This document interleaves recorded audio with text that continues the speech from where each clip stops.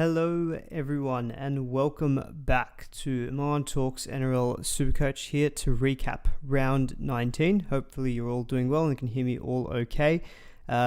Interesting weekend, obviously you made your bye round, so only had 4 or 5 games, but there are still some big SuperCoach scores out there, plenty to discuss. We've got Origin to look forward to on Wednesday, but yeah, let me know in the chat how you guys went, and yeah, any kind of questions or thoughts for the week that's just gone, and also what's coming up ahead. I ended up on 1,004 from 13 players, of course. I had 14 in the end, so my trades, one was, Kai Pearce-Paul to Olukwatu, which in the end worked out points-wise, although Olukwatu was definitely quiet, but did get some junk try towards the back half of the game. I also did Sam Walker to Jaden Campbell in the end, and so this wasn't one that I was originally saying on YouTube, but when I had my weekly preview chat with Nicole from Wiki, kind of the idea came into my head thinking, it might not be too bad. And then I posted on socials as well saying, look, I think if Campbell's at number 6, I think I'm going to get him, which he was. So I got him in, and I hope I mentioned this on the Tuesday stream, but I think I did. I did feel like Campbell was a better VC than Fafita. Fafita obviously did okay, 76, but yeah, Campbell killed it, 111 points. So I took those vice captain points. I just thought in a bye week, you just got to take it. Was looking under threat with Garrick owners, with him ending up on 99, but I must say I did probably luck out a little bit there. He only ended up playing 63 minutes in the end. The last 15, I think he just got an early shower. I don't think there was any injury. He missed a goal kick, and then he didn't miss a goal kick, sorry. Humphries took a goal kick, and I thought, that's odd. Where's Garrick? And then, he was off the field. So I think he just got an early shower. So don't think there's any injury concerns there, but filthy for I think any Garrick captainers, because a lot of the people ahead of you who would have taken, people had Mulala vice captain, Jaden Campbell.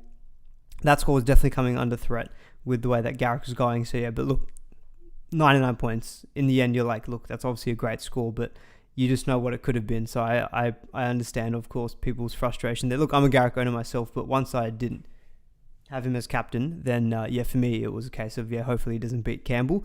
And then Tommy Turbo absolutely killed it, got some junk towards the end as well.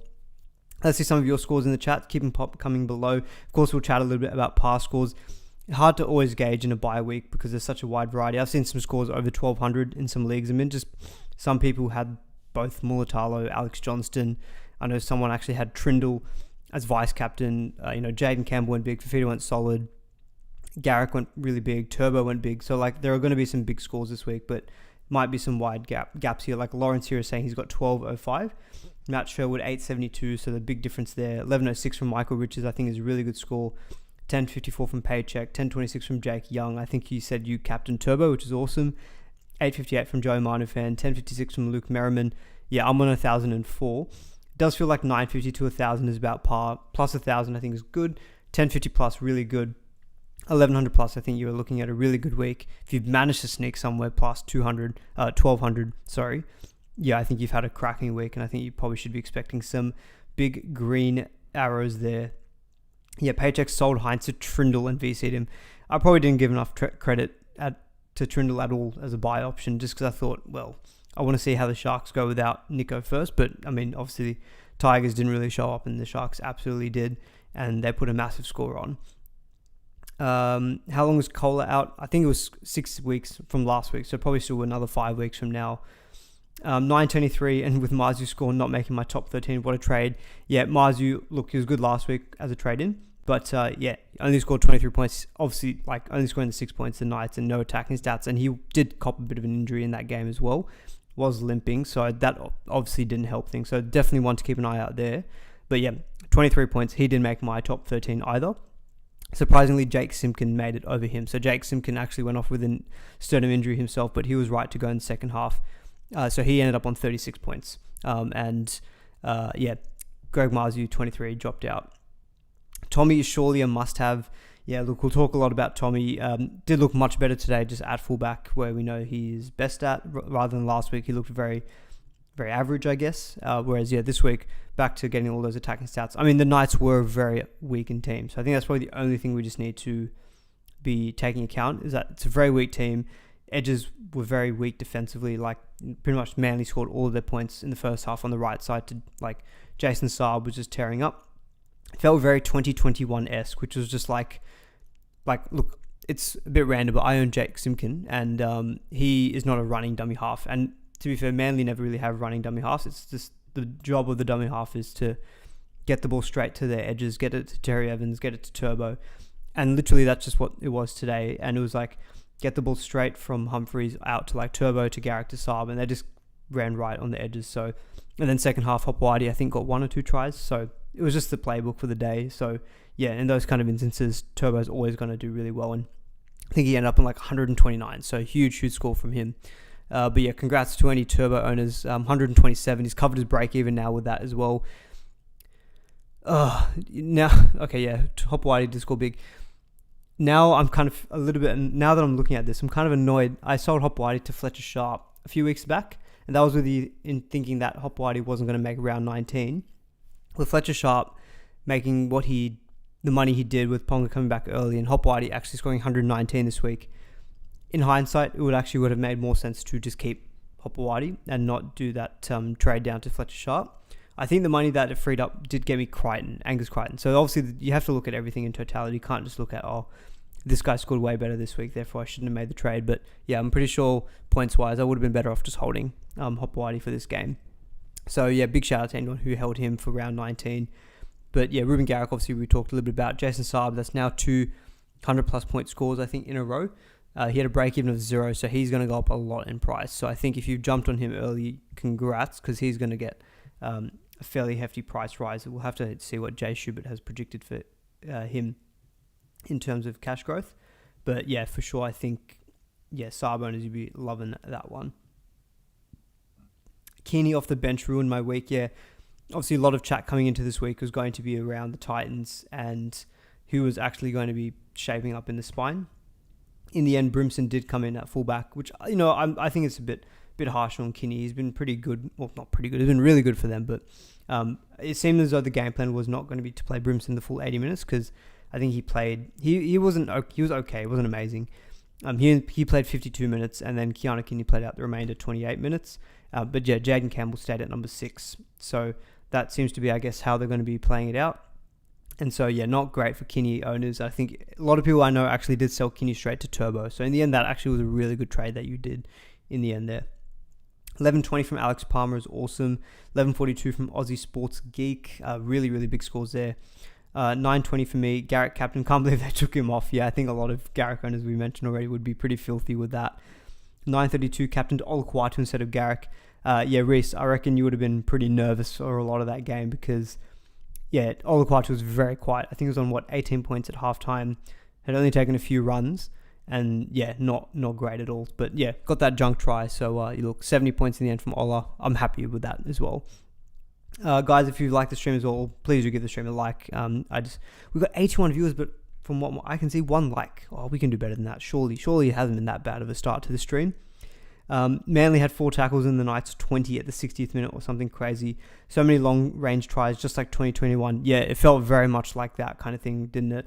Like just watching that game, a lot from their own half or like from the halfway line, just getting the ball out to their edges. It did feel very, very 2021-esque. No shocker then, of course, that the wingers, 119, 112, and then Ruben Garrick, 99, and Turbo, 127. Just kind of how things generally work, isn't it? 872 points from Matt, but 900k in the bank. Yeah, can you lend me some of that? We're going to need to make some upgrades, I think, in the next couple of weeks. Obviously, we've got Origin to contend with, but round 20, we're going to have the likes of maybe Nathan Cleary back. He's probably the big one. I don't know if people are going to be rushing to him straight away, but we will need to free up some cash. And I've got some decisions to make in my halves as well. For example, I've got Cody Walker, Dylan Brown didn't do great. He got 52 points. Galvin was quiet, only 32. Campbell I'm keeping now. Obviously, he's going to have a negative 33 break even and keep going up in money. But I'm going to need to offload one of my 4 halves for clear, and there'll be some big decisions there. 1087 pending scaling from Josh Wallace. That's a good score as well. I think pretty solid. Ponga or Turbo Oman. So I guess we may as well kind of, we'll stay on the Manly game since that's the most recent one. Not much to really talk about from the Knights' perspective. Obviously, no Dan Gagai, Bradman Best, or Ponga. We knew that they were going to be a weakened outfit. Without Cherry Evans, I think a lot of people were thinking maybe Manly would win, but maybe not this convincingly. But I think Turbo obviously just killed it. Oh, bloody Dragons. Sorry, random tangent. The Dragons ruined my perfect tipping. Ruined some of my tipping. I tipped the Broncos and they couldn't get it done. I actually haven't even watched the highlights of that game. So apologies if my chat around the Broncos-Dragons game is a bit limited. I hadn't watched it yet. Haven't had time to watch highlights today. But also I didn't feel like it was very Supercoach relevant. Is Tommy stealing some of Garrick's line break assists? There is obviously going to be always some debate about this. So I think people are referring to the very, very first line break that Jason Saab got in the game. But because it was just catch and pass. So like Tommy didn't do like a cutout pass or anything like that.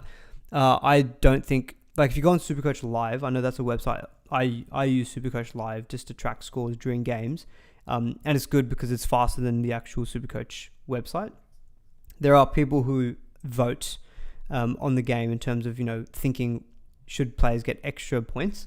So for example, Garrick here, if you look at SuperCoach Live, people are voting for plus 20 points to him, which is for another extra line break, which I can't remember that one actually, but an extra line break assist. And for Turbo to lose a line break assist. Generally, in these kind of outside edge plays, Turbo, the fullback, will always generally get those line break assists because if they chime in the back line, they're technically creating the extra number. So they're the ones assisting the line break by being the extra man. So yeah, I think on the eye test, it looks like, it should be the last pass, but that's generally how Supercoach always do it. It's going to be the fullback who gets it. So, I would be pretty surprised if they gave it to Garrick and took it off Turbo. Unfortunately, because I don't own Turbo and I own Garrick, so I would like some extra points. Tommy could pick up another try assist too if they give him the one for the Hamoli try. Okay, I actually thought that he got that. Turbo could actually, for sure, I think Turbo, for sure could get that. He was a last pass to Olaquatu. I can't remember who I had to cook dinner during the game as well, so I missed a little bit of that second half. Wasn't able to watch as closely. Just made some good Indian style chicken curry, which I'm going to have with some naan bread for dinner. Love that after the stream. Of course. But so I kind of missed that one. So I'm not actually sure who got the tries for that one. Maybe just let me know in the chat. But yeah, generally, fullbacks always generally get the best. They get the most looked after, if you want to call it that way, when it comes to attacking stats, try assists, line break assists, and things like that. So that wouldn't shock me as well, actually, if Turbo got that, which obviously would make his score another 20 points pretty much. So yeah, he would be on for close to 150. So Turbo, would come out with a huge, huge score. I guess the question is going to be do you get Turbo next week? So next week, of course, we have the Sharks, the Dragons, and the Parramatta Eels on the bye. So a few players of relevance will be out, but Manly do play that week. They've got a bye, I think, in round 22, if I'm not mistaken. Yeah, round 22. And I guess the appeal will be that with Turbo, I think after this big score, people are going to have a Fletcher Sharp who is probably peaked in price now as well. People are going to be looking at Turbo, not going too much up in price. If his score stays at 127, he'll be up around maybe 745. If he does get those extra 20 points, maybe, his score would probably actually get up to maybe the 760. But even then, 760, 770 for Turbo, we were paying more than that for him at the start of the season. And when he's going to have a home game against the Titans, who he's got some ridiculous record against, I think he would be the most popular purchase next week. So for me, is Turbo a buy? Someone actually Paycheck asked earlier, Ponga or Turbo? Part of me does prefer the draw of the Knights after they play Penrith. So I think the Knights, just having a quick look at them. So they have, they've got the Broncos next week, which, to be honest, I'm not that scared about the Broncos. They're just not defending that great at the moment. You've got then a bye and then Penrith. So you are a few weeks away probably from when it's the ideal time to pick up someone like a KP. For sure, KP, I thought last week looked better than Turbo, but Turbo's obviously come out and looked really good this week. Then because from round 23 onwards, I feel Knights will have a really good run. They've got West Tigers, Sharks, Rabbitohs, Titans, and the Dolphins. West Tigers, I think at the moment, definitely the team to be targeting. And that's a home game as well. So Ponga looks really enticing. Sharks away is probably a little bit tougher, but then you've got the Rabbitohs, who may or not be without Latrell, and we know the Rabbitohs still can concede points. Then there's the Titans and the Dolphins at home. What I really like about those two last ones is that the Knights still could be playing for a top 8 spot. Dolphins, at that point, if they fall, let's say hypothetically, if they fall away, because they might have some players, UNA can picked up an injury in this game. But let's say hypothetically, last game of the season, Knights trying to go for top 8 at home. Dolphins do concede points. I think that's a really great matchup as well. So, someone like a Ponga maybe can't see getting a rest.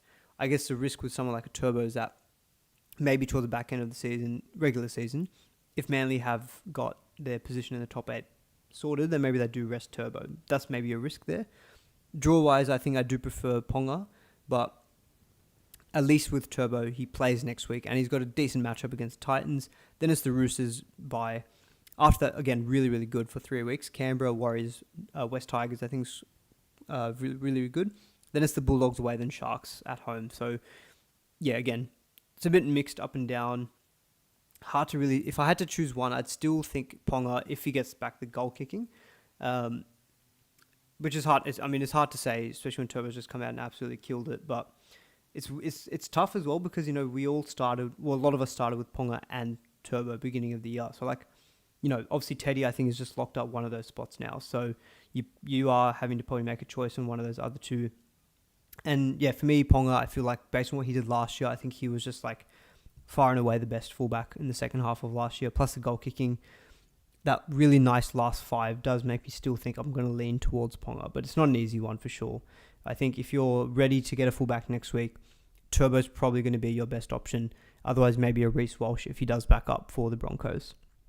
But yeah, so otherwise, Manly just really, really clinical in this game. I put it a lot down to the Knights also being quite poor, not necessarily Manly being amazing.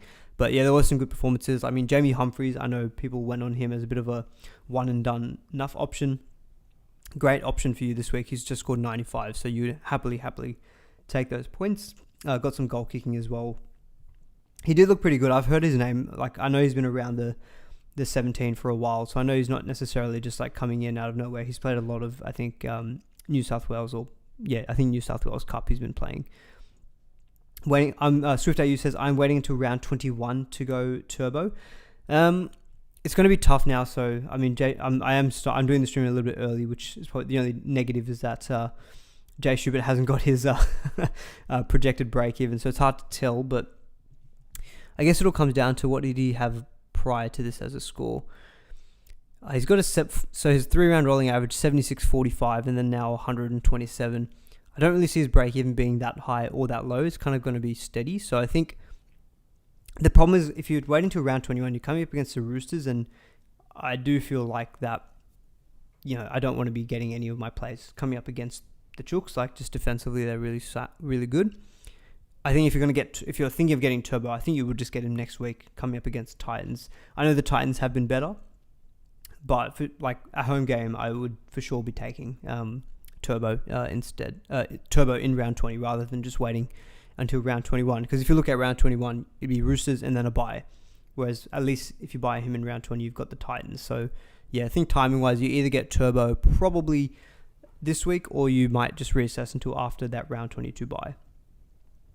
Yeah, KP has another buy in place, Penrith. Yeah, that's obviously a knock, but I think it's all about timing, right? So, if you've got the flexibility of trades where you can, you can go Turbo first and then you switch to Ponga, play a bit of that fullback roulette. Maybe that's an option for you.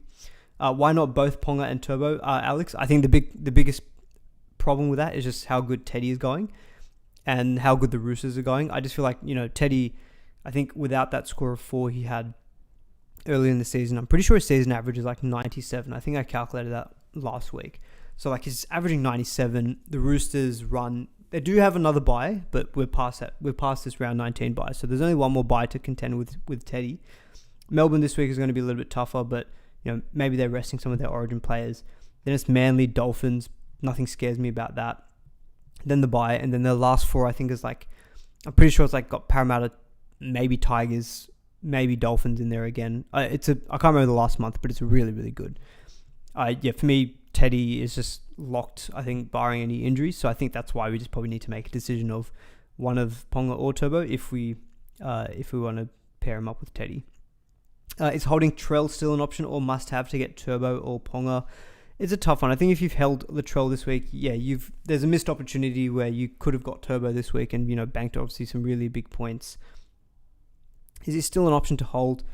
Part of me does feel like Latrell, historically, I think when he's had injury, he is not necessarily slow, but I feel like he gets setbacks. And this kind of injury, a loose frank in the foot, if I'm not mistaken, that's what it is. Is it a loose frank, or have I got that completely wrong? Anyway, defer to NRL physio on the injury stuff, not me. I really think it's not necessarily Latrell, it's more about how much do you want the gun fullback. I think if you really want Turbo, then I think, selling Latrell to Turbo, you still bank a lot of money doing that. Latrell's like 920k, Turbo's 700, probably going to be 750, 760 after this week. You still bank like 150k, which is going to be useful for other trades elsewhere. So I think I'd be pretty happy to move on Latrell, because the thing is as well, when Latrell comes back, let's say he's out for 4 weeks, he'll come back to a tougher set of games than what he's missing right now. So I can see it being a pretty reasonable move to sell Latrell still for one of Ponga or Turbo. Huge raps on Humphreys for years. Hope he takes over Cherry Evans when the time comes. Yeah, I've heard the name for a while, so no surprise that he's come in and performed pretty well. Is it time to trade at Euro? I mean, let's just quickly round out on Manly before maybe let's jump to that Sharks game. But yeah, big scores all around. Look, I've got Jake Simkin, whatever, 36 points. I'll take it. I only got Simkin for really round 18, 19, and 20 because Grant has been out the last 2 weeks, and obviously I'm expecting that Grant won't be named for round 20 just because of this whole sternum issue. I think that Melbourne Storm will play it pretty safe with him, so I just need Simkin for round 20 as some cover, and then that's it. If Grant can play the rest of the games, then ideal. But yeah, probably not much more out of Manly, I think, to discuss. And yeah, for the Knights, I mean, Kai Piss-Paul was pretty solid with 52. I think a lot of people who were owning him are probably looking at round 20 as the week to cut him. Just see how your numbers are faring for round 20, because it is a mini bye week. But if you feel like you're fine and you can make some trade there, Keelan Koloamatangi, we'll talk about the Rabbitohs later, but he scored again very well. Like, he's an option that you could trade to. Nico's on the bye this week, but Nico had another really good score this week too. So I think Kai Piss-Paul, look, a 52 is a nice little bounce back, so he could still be an indefinite hold for you. But if you're looking to make a big upgrade in the second row, like to get Angus, then yeah, for sure makes sense, I think, to move on. Fletcher Sharp's another one as well. So break even to 38, scored 46. He'll go up a little bit in price, but yeah, I think he will be, because of that low score he got last week where he only scored 16, he'll be more or less peaked in price. That was another reason why I actually did go Sam Walker to Jaden Campbell. It did free up about 90k. So I think at the moment I've got 170k in the bank. I don't have probably any flexibility to go and be getting a gun fullback for me this week. But what I can do with what's his name, Fletcher Sharp, I might, if Cleary's named, Mulala I was looking at, but he's on the buy in round 20. But Penrith have a really good run home. If Cleary's back, I might take a punt on Isaac Tungo and just go Fletcher Sharp to Tungo is basically a straight swap. I can just flip someone like Garrick down to fullback, and then I just have Tungo who I play on matchups. And then what I can do is any of my center wings, someone like an Asako who has got a pretty tough run home, I might sell one of them to the gun fullback that I want, maybe in a couple of weeks once I've decided which is the one that I want. Because it could be Turbo, it could be Ponga. Both of them have got like it's not like they've got outstanding matchups coming up. But yeah, anyway, that's probably the only final thought on Fletcher Sharp. And yeah, let's see what happens with Marzu. But I think if you've gotten him recently, don't worry about it. We were looking at this game is going to be pretty tough when Ponga's not there. But we got Marzu more for the rest of the year when they've got a good run home, and they've got some Ponga coming back, obviously. Is Kinney a sell heading into this coming week of mine? Had him since bottom dollar cheapie. Firstly, congrats to you for having him since the bottom dollar. He's made you so much money. Yeah, I think provided that Brimson stays at fullback and Campbell at 6 and Kinney's off the bench, you just don't really want that headache. He's at a good price that you can sell. Yeah, for sure, I'd be selling Kinney. For sure. But the Titans are great now. Yeah, that's the only knock, I guess you can call it, against buying Turbo, is that it's not like it's the Titans from the beginning half of the season who are leaking points left, right, center. They've actually been pretty good, but we know Turbo is Turbo, and he can score big against most opposition. So I still look at Titans as if you think about my kind of strength of schedule, I don't look at it as like it's a bright green, but I still look at it as like it's a darker shade of green / maybe orange or yellow, whatever color I have. Maybe like a middling opposition. yeah, Titans playing great, just league points too. I mean, only 16 points league to the Eels, but I mean, the Eels did get, to be fair, the Eels got gifted one try as well. The one that Talangi got the assist for to Luca Moretti. Like, yeah, that was pretty much a gift. So apart from that, I think the Eels only put up, 2 other tries. So it's not like the Titans were like, super, super leaky. I think they were pretty sound. Although part of that could also be the Eels' attack being quite poor. Morning, Aman from the UK. Good morning to you. It must be like, what? I don't know what it is. 6:30 here, so it must be, 9:30 a.m. there. Well, good morning to you. Chicken tikka and Bombay potatoes for me tonight. Enjoy your curry. Thank you, Tess, for that. Oh, God.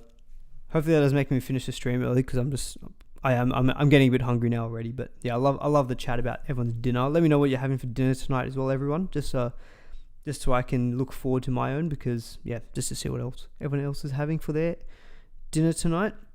Keon got 70 something in base, is crazy. Keep him in the middle. Yeah, it seems as though with Rabbitohs again. Well, they didn't win, sorry, but scored a lot of points. Yeah, Kolomatangi is just pumping out like 65, 70 in base in the middle. So I think he's really expensive. That's the only downside. But yeah, he looks like a nice little run home option, I think, for people as well, because the Rabbitohs don't have any more buys for the rest of the year.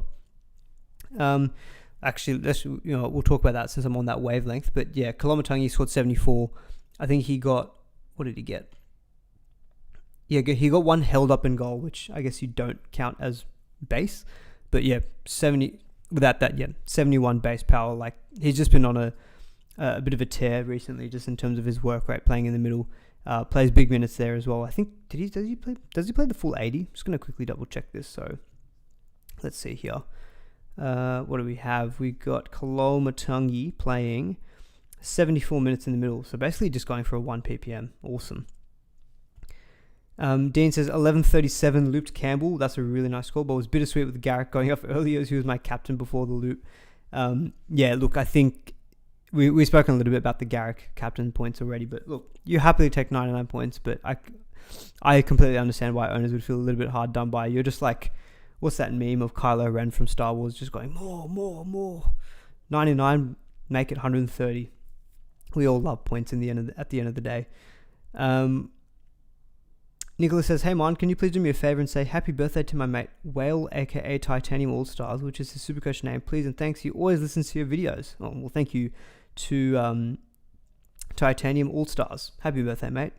Hope you have had a great day. Beef strog from Luke, chicken shawarma from Steve. Oh, nice. Pesto pasta and garlic bread. Oh, you're all having good dinners. You're all eating well tonight. Love to hear it. Yeah, on the Rabbitohs, we spoke a little bit about Kolomatangi. Cody Walker, 80 points, but he did get some very, very late junk points. So it hasn't really made my decision that much easier, because I don't think I'm going to get Cleary this week. But I do think... So at the moment, my halves now are Cody Walker and Dillbags, and then my 5/8s are Galvin and Jaden Campbell. So I need to make a decision on one of those four in terms of which one will eventually, I think, I'll sell for Cleary. If Cleary comes back after a game, looks pretty good, and because Penrith have got a really good run home, at the moment I was tossing up like between Cody or Dillbags, just 'cause I think Parramatta's run home is pretty tough. But with Galvin having a bit of a lower game, maybe he's the one, because especially I think we have to talk a bit about Coruscant. So Coruscant went off early in that game, picked up a calf injury. If he's out, I don't like that for the Tigers at all, because he's one of their best players, if not their best player. And so maybe Galvin is actually the one who I eventually sell for Cleary. So I was kind of looking at my halves this week, having a bit of one of them will, I think, eventually go for Cleary if he looks really good. So Cody Walker, I think he still has a few good matchups. He does come up against the Tigers, not next week. I think it's the week after. I think in round 21. No, he versus them in round 20, which is very nice. So look, for sure, Cody Walker's not getting sold for me when he comes up against the Tigers. I mean, he's a pretty bad goal kicker, but if he goal kicks, then look, he could be VC or captaincy shout as well. Probably must give some credit to one of my colleagues who wanted to bring in Jack Wighton, and I just said, look, I know he's had a couple of good scores, but he's never been Supercoach relevant, and he comes out and scores 88 points. So maybe Wighton is a little bit of a pod option for people in the centres. Probably is where you'd pick him up. He's going to go up in price. So he had a break even of 27, scored 88 points in the end. So I'm just going to see what that's going to do to his potential prices. Let's have a quick look here. what's he got? He's got, so Jay Schubert, our good old friend, good legend, 47k increase and with a negative 17 break even. So he's going to have a negative 17 break even. Coming up against the Tigers, maybe not the worst shout. When he was playing at the Raiders, I've never owned Wighton as an option in Supercoach. And look, before the 88 last week and this week, he was going 26, 27. There are a few 80s in there. So look, he'd be someone you purely play on matchup, I think. He's probably the only time you'd consider him. Couple of the wingers doing very well though. So Jacob Gagai, actually, I don't know if I'd be bringing him in now because he's going to be getting up in price. I think I think Jay Schubert, actually, he made a specific post about Gagai, but Gagai's 495k. Oh, is that what is? Sorry, he's 403k. Jay Schubert's got him going up to 495k, and with a negative 46 break even, coming up against the Tigers. Plays every game for the rest of the season. Definitely with Cody playing on the right side, Gagai has been much better for scores. 106 last week, another 100 this week. I think if you've got the trades where you are maybe trying to make money, say Fletcher Sharp to him, you can go Fletcher Sharp to him via duels. You do make a little bit of money with Gagai now that he's got those two big scores in the rolling average and could get another big one versus the Tigers. He might be a short-term option where you hold him for a couple of weeks, make some good money, then maybe you sell him. Maybe he's an option in that regard if you are short on money and you are still looking to generate some cash.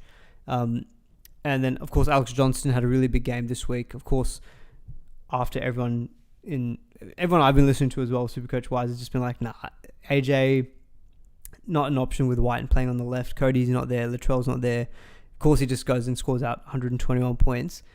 Look, one big score shouldn't mean all of a sudden your opinion is completely changed on Alex Johnston. But I do think coming up against Tigers, he could be an option. And yeah, a bit of a reminder that yes, he still maybe does have a ceiling. We just haven't really seen it much at all this season. Jay Schubert has him going up 27k with a 3 break even. So he'd still be sub 400k. Again, if you're maybe in my position where you've got Fletcher Sharp, but you don't have maybe a lot of money to go to a gun fullback, Alex Johnson via duels, look, coming up against the Tigers, you could just say, look, I'm just going to get him for this week. He's now got one big score in the rolling average. I can make some money out of him. And then worst comes to worst, you just keep him in your team, but don't play him every week because, he's going to have these low games in him. But look, you can look at your schedule ahead and say, look, I need him in round 20 because, I might be short that week. Great matchup against the Tigers. Maybe play him against Canberra. Sit him versus the Sharks. Sit him versus Melbourne. Play him again versus the Tigers in round 24. So he plays the Tigers twice. If you're looking at them as the best team, then best team to target, then he could be an option there. Maybe play him against the Knights and you sit him versus Penrith and the Roosters. That's not maybe the worst shout. So Alex Johnson is also maybe someone to consider if you are shopping around that kind of cheaper centre price now. And Mulala obviously not an option this week because he's on the bye. Probably that's it. And we spoke a little bit about Colomatungi. Probably not much more from the Rabbitohs apart from maybe Jai Gray if people were looking at him as a bit of a downgrade. Obviously scored a penalty try, so got a good score of 64 in the end, but probably not much more relevance there. R2 Rusty says, had Aiken in as my one trade-in since the start of the week. And you did a last-minute reverse and triple traded in Cody Walker, Keon, and Jai Gray. Lucky for me with Aiken getting injured. Yeah, that's obviously a big talking point out of this game. So you and Aiken, only the 12 points, had a pec injury. I don't know if Physio's tweeted anything more about him in terms of how much time he'd be away, but he looked in a lot of pain when an injury happened. So suspect he'll be out for a little while. That's going to cause a bit of a reshuffle again with the Dolphins and their forwards. So again, Dolphins, I'm looking at them. I know they're sitting good on the ladder and they got the win, but they are leaky. They leaked 28 points to the Rabbitohs. No Aitken, so they might have to reshuffle forwards. They are missing a couple of forwards. So maybe a bit more relevant if maybe Max Plath owners. So who updated up to 60. He was on 47. Also, updates this week were just crazy. There was so much underscoring going on across the board. And it took even the Titans game. I have a feeling that the Titans game got updated literally 2 minutes after the kickoff of the Manly game, because Fafita went up 26 points. I think if that update came out beforehand, so many more people I think would have just taken the loop on Fafita. In the end, they actually worked out better if they just stuck with the Garrick captain because he outscored Fafita. But yeah, updates came in at a very interesting times. That's all I'm probably going to say. And a lot of underscoring across the board because a lot of popular players all went up post updates.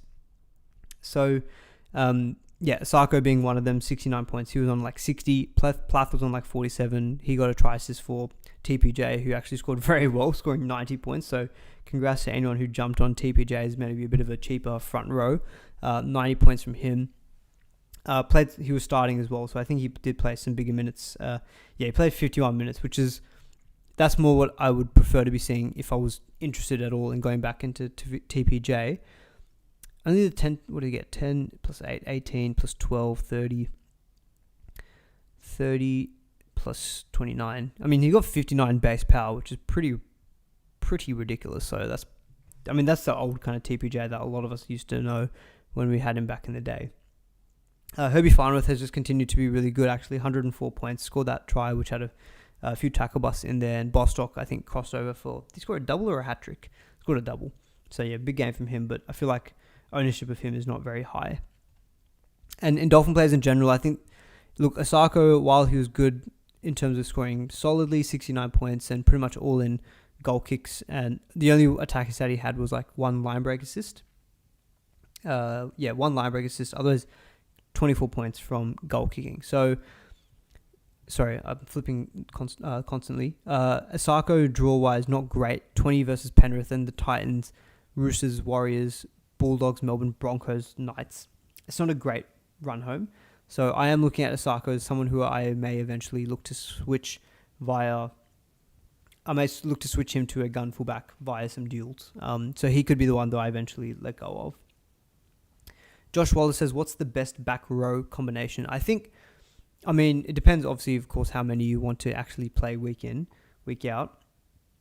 Olukwatu was helped a little bit with that try today, but he did end up scoring 70. My top two, I know Fafita was a little bit, not quiet, scored 76 points without any major attacking stats, got one try assist, but just knowing his ceiling, my top three is probably Fafita, Angus Crichton with that amazing run home, and then probably Olukwatu, I'd say, are my top three. And then my backup next best three, probably Eli Katoa, Britton Nikora with a really good run home, and then probably Kolomatangi. I think I look at them as the top six. I know Isaiah Yeo has averaged over 70 for the season. I just feel like with Penrith, and especially him, he could definitely get rests, I think, maybe in round 20, but also again in the very last week of the season, especially if Penrith are sitting pretty in the top 4 or even top 2. So I feel like Isaiah Yeo per game will do well, but he will miss games, I think, with either complete restings or maybe his minutes getting a bit managed. So those 6 are probably my top 6. I've got 5 of them now. I traded in Olukwatu this week. So I don't feel like I need to make any more trades at second row apart from maybe getting rid of Joe Chan. But yeah, that's probably it. That's probably my 6 back row that would be my ideal. And I feel like if you've got, I'd probably say Fafita, Angus, close to musts, just with, I think, their ceiling. So assuming you have 2 of those, I feel like if you've got any other 2 of, Nikora, Eli Katoa, Olukwatu, and Kolomatangi, I think you'll be fine. If you've got 4 of those 6 and you've got other good reserves, that's probably how I'd be thinking about your second row. Let's see. With the Cowboys' history resting players after Game 3 decided they should be buggered, do you see anyone backing up for the Cows?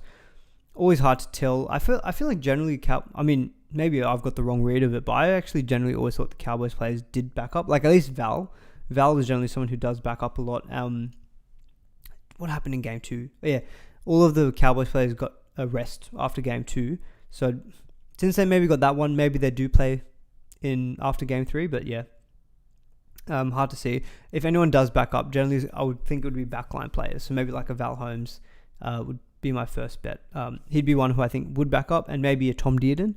Maybe someone like a Reece Robson wouldn't, because I think Robson will play pretty decent minutes for the Blues. All right, what else we haven't spoken? We haven't spoken about the Titans Eels yet. We're going on 40 minutes, and I feel like I have barely been talking about games. It's crazy, especially when there's only been 5 games this weekend. But yeah, of course, Jaden Campbell, awesome, 111 points with 3 try assists, goal kicking, few tackle busts. I think he had 50 in base power. So what do you have? 11 in runs, Sorry, I lie. 50, where did that come from?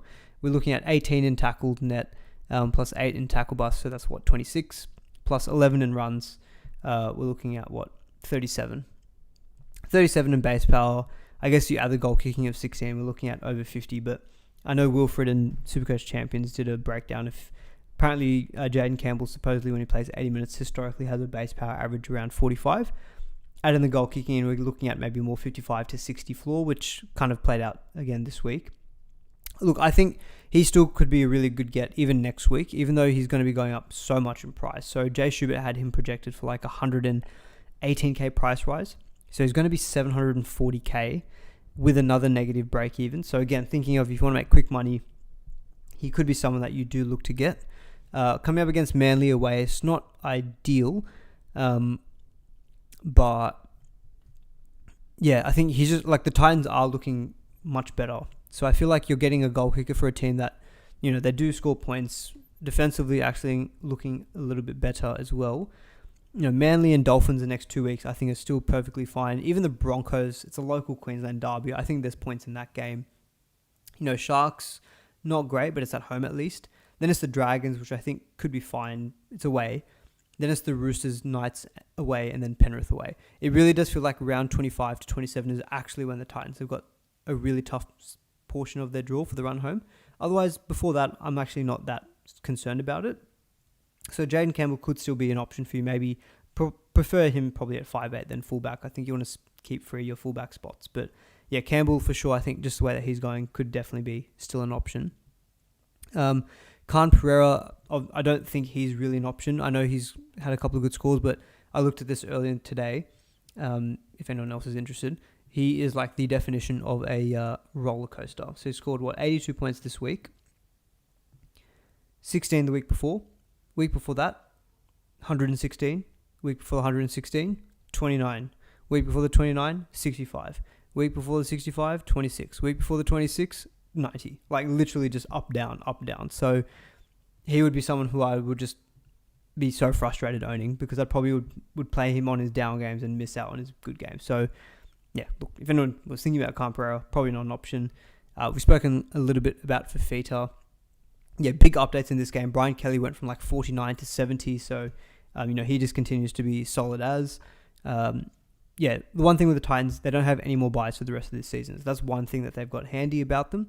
But yeah, we've spoken a little bit about Keanu Kinney. I do think you probably move on if he's going to continue to come off the bench. Eels as well, they're on the bye this week. It does feel like now you can probably start looking to offload your Eels players. So, Blaise Solangi, I think a lot of people would have held him up until now for this round 19. He's hit his break even, so he's 585k. A bye next week. I feel like he's the perfect player to cash in now because you've got Melbourne after the bye, then Warriors away, then Penrith, Roosters, Broncos, Dragons, and Tigers. It's only really the last two which are at home that I like for the Eels. Otherwise, I think they've just got a really, really tough run. I think someone like a Talangi, you can easily move on. You can keep him next week as well. Obviously, he's not going to go down in price, but maybe in round 21, you can move him to someone like, say, Ronaldo Mulitalo, who's had a really big week. And Mulitalo is going to have a projected break even of -2.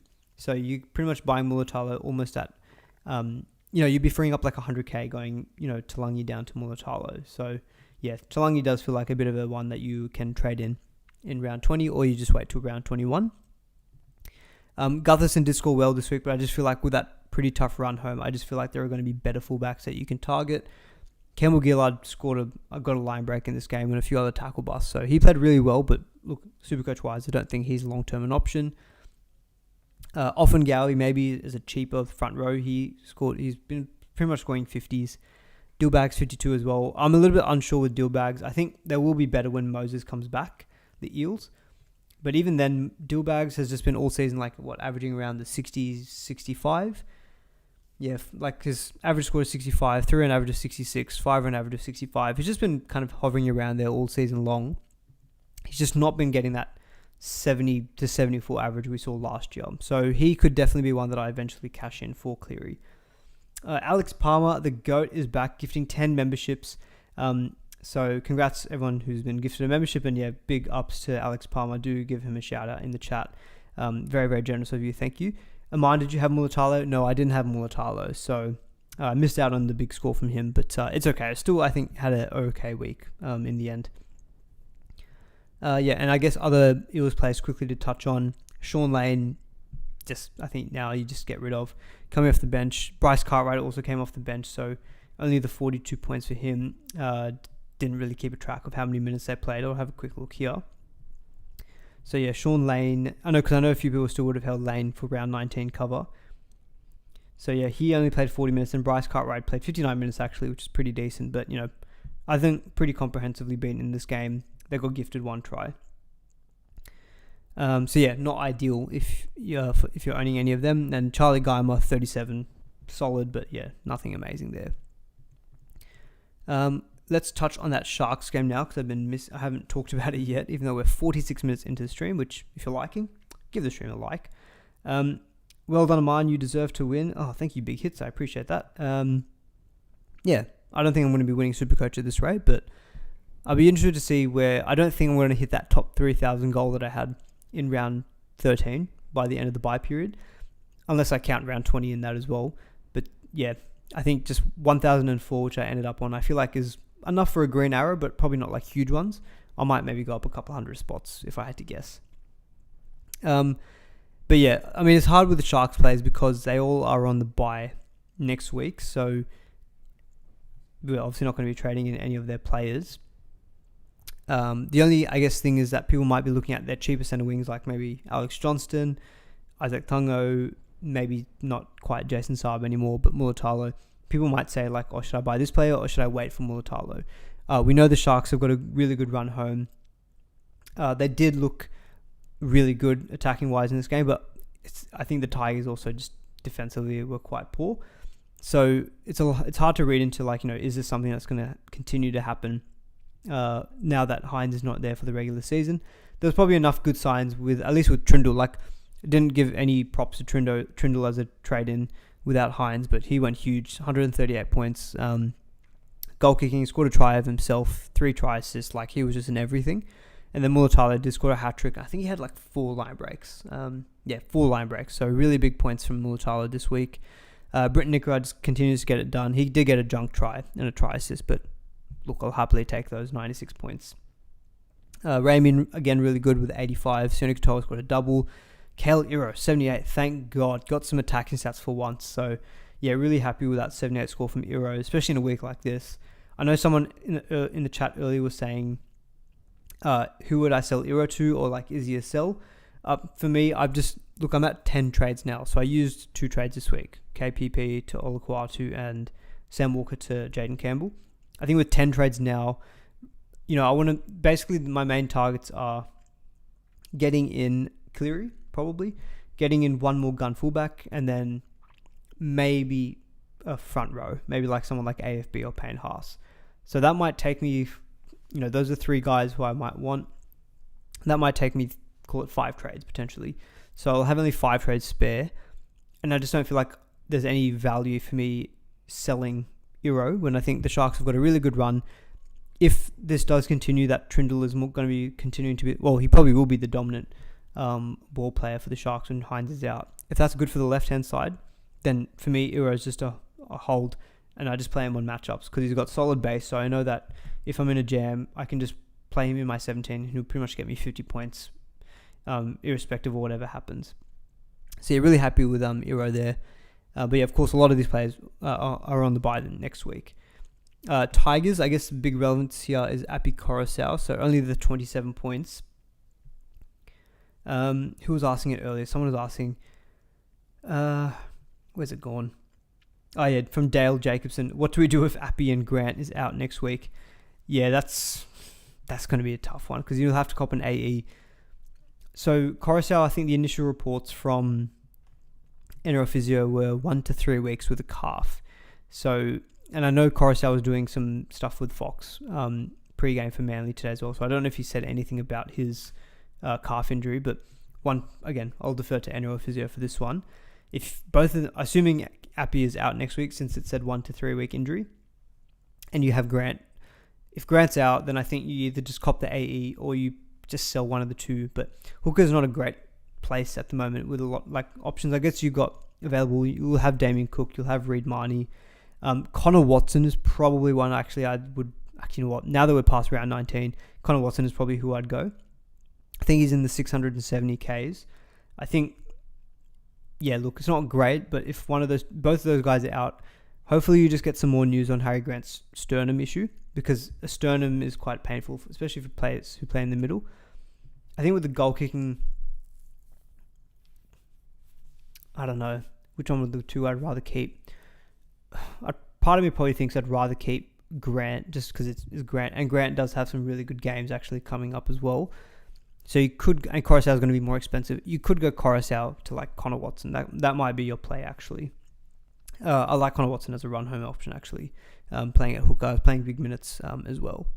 Not really much to speak of from the Tigers. I guess Ruben Porter owners, you'll happily take those 40 points this week. So yeah, very solid there for you. Samuel Lafinu, 48. Like that's kind of, I guess, generally what he pumps out most weeks. Lockie Galvin, only 32 points. So he did have a break-even of 79. So I think he's going to get quite a high projected break-even coming into next week. I'm just going to have to defer to Jay Schubert here. The one thing with the Tigers, I know they looked really bad this week. They do have some soft games coming up. Like they've got Rabbitohs, Warriors, Cowboys, Knights, Rabbitohs, Manly, Parramatta. Like their run home is fine. Nothing wrong with it at all. It's just that it's the Tigers and they're looking, they've conceded a lot of points in the last couple of weeks. Yeah, so Galvin has got a 96 projected break-even and going down 40k. So, with Galvin, maybe he's one I do move on, but against the Rabbitohs, I think I'll give him that game. But yeah, he might eventually be the one who I do sell for Cleary as well. But yeah, on that hooker chat, just the thought. I think, with Reid Marnie, if Connor Watson's probably who I'd rank above, but one benefit with Reid Marnie, Bulldogs won't have any more buys for the rest of the year. I guess the one thing with the Bulldogs as well, it looks like they've lost Max King for a fair while as well. I don't think he'll be playing for the rest of the regular season. That might just hurt the Bulldogs in general. Marnie would be a good pod if hooker was actually a high-scoring position this year. Yeah, hooker's just not really been great. Like, highest averaging one is 66, I think, which I think could be Coruscant or it's Connor Watson. But yeah, it's not a great place to be at the moment. That's probably it on that particular game. On the Broncos Dragons, honestly, guys, I didn't watch this game. The only thing I've read is that Terrell Sloan had pretty bad defense, but I heard that the Broncos came back in the second half. I honestly have not seen a single minute of this game, so hard for me to comment too much on this one. I guess Tui Pelotu, I know he actually had a negative break even coming into this week, so he's going to make good money. But look, the Dragons are on the bye next week, so I think you're not really considering their players.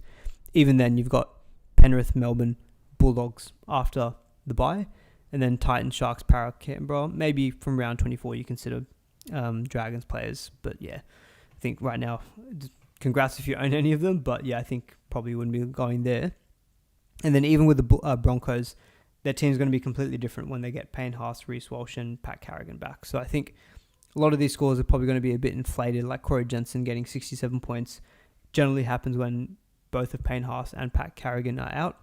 Katoni Staggs scored a double goal kicking, but I can't go back to Katoni Staggs. Someone is asking, is Reece Walsh a thought? Thoughts on Reece Walsh from Josh Wallace. So the Broncos do have a pretty good run home.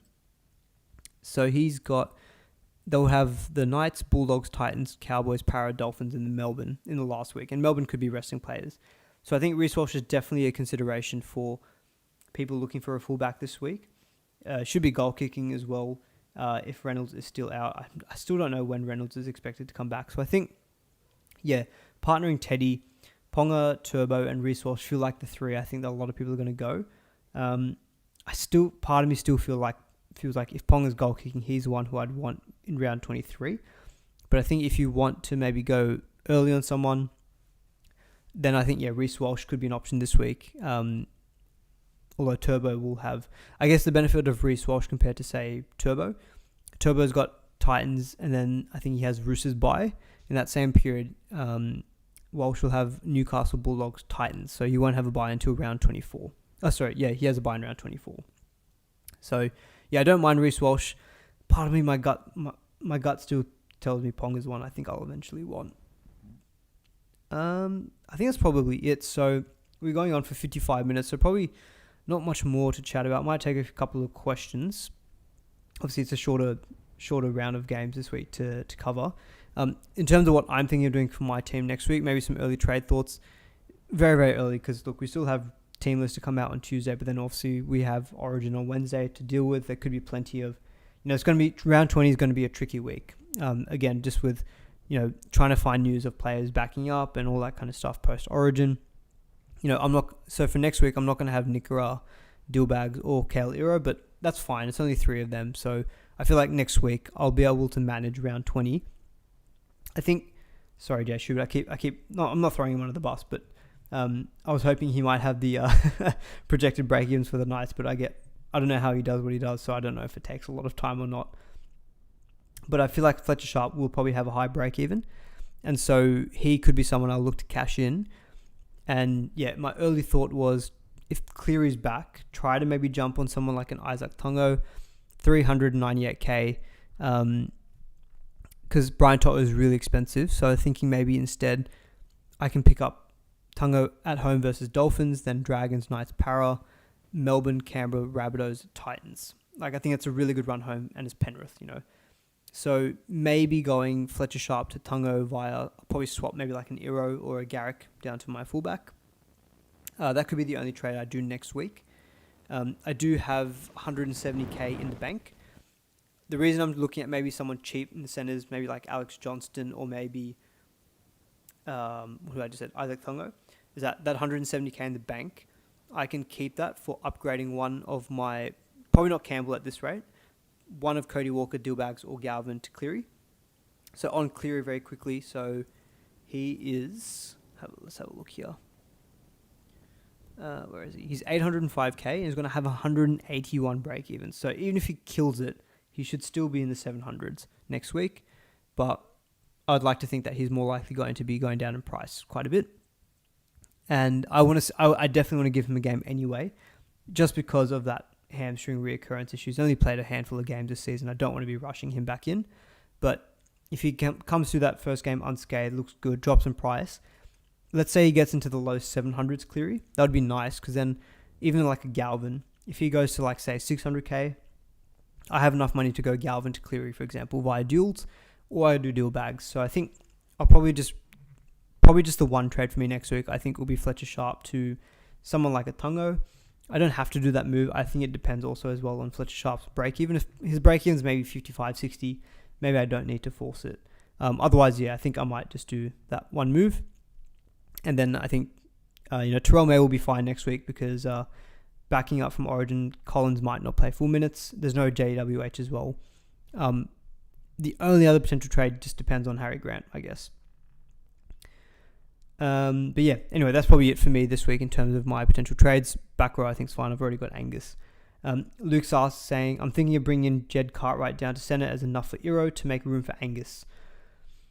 Yeah, tough one if you're a non-Angus owner. But if Iro is the best option to get to Angus, then yes, objectively, Angus is a better person to have for the rest of the season than Kale Iro. So I get that. And yeah, Jed Cartwright is probably the best second row forward centre wing nuff that's available, because he's apparently already moved to the Super League, so he won't play for the rest of the year. And the Knights do play generally a lot of later games in the like say Saturdays and Sundays, which is generally better with your nuffs because it helps you with your loopholes and stuff like that. Hold Pat or swap him to Haas via dual demand for the run home. Is that Pat Carrigan? I don't know. Pat Carrigan was pretty solid before all of Origin. I think he was like averaging mid-60s. I think you can probably just keep Pat Carrigan. I don't think you need to rush to sell him if that's who I assume you're talking about. Aman, what about real price? I think with the Knights having Broncos by Penrith, I think if you didn't get him this week, probably not an option. I can't even remember what he scored this week, to be honest. We didn't really chat about him. I imagine not very good. Yeah, 46. It's okay. Not ideal. No, look, for me, I think if you didn't get him, look, Tyson Gamble could be back next week and he could take his spot back as well. So you just need to see what happens with team lists. How many points? 1,004 for me. So I think I'm hoping for some green arrows, but let's see how we go. Right, guys, we've just cracked the 1 hour. I think I'll end the stream there. We end up talking for an hour, even though there's only 5 games to rattle off about. But hopefully you all enjoyed it. Please do give the stream a like if you did, and I'll put this up on audio later tonight. But thanks everyone for tuning in. Enjoy your dinners. You're telling me a bunch of nice food. So yeah, enjoy that. I'm going to have mine, and we'll catch you all on Tuesday for the Round 20 preview stream. See you then, and have a good rest of your night. Cheers.